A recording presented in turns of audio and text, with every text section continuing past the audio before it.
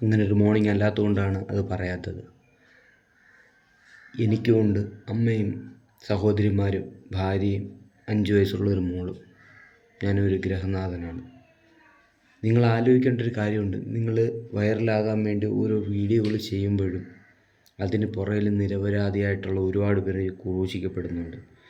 അതുകൊണ്ട് തന്നെ ഇതേ കണക്കുള്ള മെസ്സേജുകൾ കൈമാറുമ്പോഴത്തേക്ക് കുറ്റവാളികൾ രക്ഷപ്പെടുകയും ചെയ്യാം. ഇപ്പോൾ എന്തായി?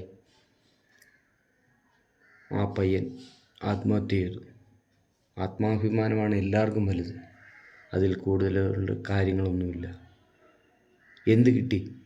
നിനക്ക് വൈറലാവാനുള്ള എല്ലാം കിട്ടിയോ? ഇതിന് പുറകെ കേസും കാര്യങ്ങളുമായിട്ട് അടുത്തത് നിൻ്റെ ജീവിതം പോകും. ആ അമ്മയുടെ അച്ഛൻ്റെയും കരച്ചിൽ കേട്ടിട്ട് സഹിക്കാൻ പറ്റുന്നില്ല.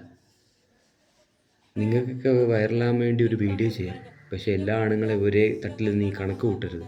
അവിടെ നിനക്ക് മിസ്റ്റേക്ക് പറ്റി. ആ വീട്ടിലെ സങ്കടങ്ങൾ, ആ വീട്ടിലെ പ്രാക്ക്, അതെല്ലാം നീ ഏത് ജന്മം കൊണ്ട് അനുഭവിച്ച് തീർക്കും.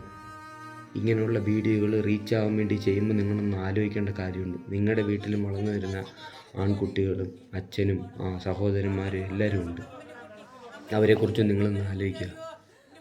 ദീപകിന് വേണ്ടിയാണ് ഞാൻ ഇന്ന് സംസാരിക്കുന്നത്. രാഹുൽ ഈശ്വർ പറഞ്ഞ ഒരു കാര്യത്തിന് ഞാൻ സപ്പോർട്ട് ചെയ്തുകൊണ്ട് ഒരു വീഡിയോ ചെയ്തിട്ടുണ്ടായിരുന്നു.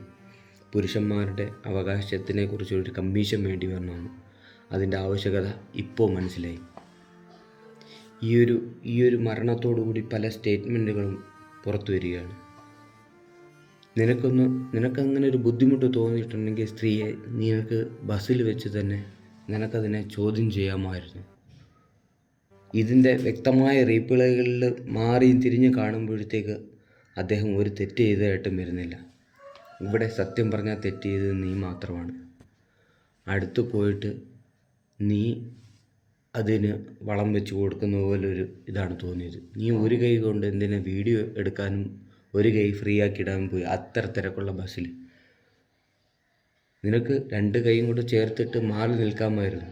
ആദ്യത്തെ വീഡിയോയുടെ ഭാഗം കാണുമ്പോഴത്തേക്ക് അദ്ദേഹം മാറി ദൂരെ എവിടെയോ നിൽക്കുകയാണ്. രണ്ടാമത്തെ വീഡിയോയിൽ നീ പോയി അടുത്ത് നിൽക്കുന്നതായിട്ടാണ്. അപ്പം വൈറലിന് വേണ്ടി നീ ചെയ്തൊരു വീഡിയോ അദ്ദേഹത്തിൻ്റെ ജീവൻ തന്നെ എടുത്തു കളഞ്ഞു. അദ്ദേഹത്തിന് മറ്റുള്ളവരുടെ കുറ്റപ്പെടുത്തലുകളോ ഒന്നും താങ്ങാനുള്ള ശേഷിയില്ല. അത് കണക്ക് തന്നെ വേറൊരു വീഡിയോയിൽ ഒരു കുട്ടിക്ക് ബുദ്ധിമുട്ടായിട്ട്, അതായത് പീരീഡ്സ് ആയിരുന്ന സമയത്ത് അദ്ദേഹം പോയി ആശ്വസിപ്പിക്കുന്ന ഒരു കാര്യം കൂടെ ഇന്ന് പുറത്തു വന്നിട്ടുണ്ട്. അത് സാമൂഹ്യ മാധ്യമങ്ങളിലൂടെ ഇപ്പോൾ പ്രചരിച്ചുകൊണ്ടിരിക്കുകയാണ്. അത്രത്തോളം മറ്റുള്ളവർക്ക് വേണ്ടിയിട്ട് ചെയ്യുന്ന ഒരാളെയാണ് നീ ഇന്ന് കൊന്നത്. അതുകൊണ്ട് സൂക്ഷിക്കുക.